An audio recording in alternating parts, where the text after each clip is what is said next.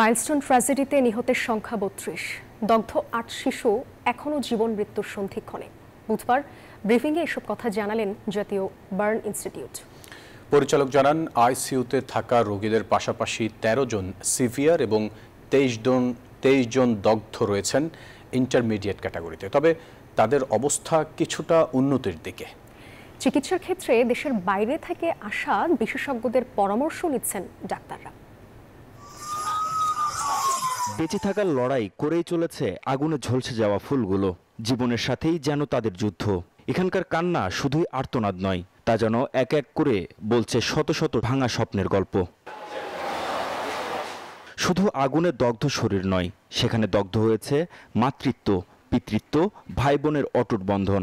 আরও দগ্ধ হয়েছে গোটা জাতির বিবেক। বুধবার দুপুরে হাসপাতালে সংবাদ সম্মেলনে জানানো হয়, নতুন করে আর কোনো মৃত্যুর খবর নেই। তবে পরিচালক জানিয়েছেন, আইসিইউতে ৮ জন শিশুর জীবন এখনো মৃত্যুর সন্ধিক্ষণে। পেশেন্টগুলোকে আজকে আবার নতুন করে ক্যাটাগরাইজ করেছি। সেই ক্যাটাগরি সম্পর্কে আপনাদেরকে আমরা জানাতে চাই। সেই ক্যাটাগরির মধ্যে আমাদের আজকের যে ফাইনাল আউটকাম, সেটাতে ক্রিটিক্যাল পেশেন্ট আছে এই মুহূর্তে ৮ জন, আর সিভিয়ার ক্যাটাগরিতে আমাদের পেশেন্ট আছে ১৩ জন, আর বাকি পেশেন্টগুলো আছে আরও 23, সেটা হচ্ছে ইন্টারমিডিয়েট ক্যাটাগরিতে।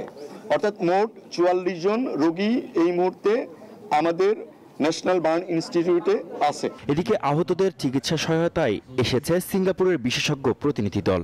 চিকিৎসা কার্যক্রম পর্যবেক্ষণ ও পরামর্শের পাশাপাশি প্রয়োজনে সরাসরি চিকিৎসা কার্যক্রমেও অংশ নিতে পারেন তারা। সিঙ্গাপুরের যে ভদ্রলোক আসছেন, উনি আমাদের সঙ্গে বসছিলেন।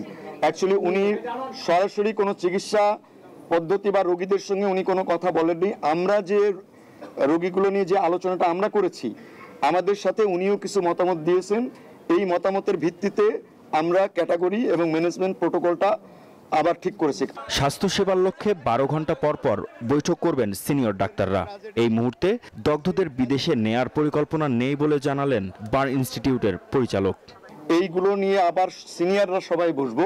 মাহমুদ হাসান, নিউজ 24, ঢাকা। বান্ডেল থাকলে প্রতি সেনমানিতে টাকা বাঁচবে। বিকাশ সেনমানি বান্ডেল কিনে জিতুন প্রতি লেনদেনে।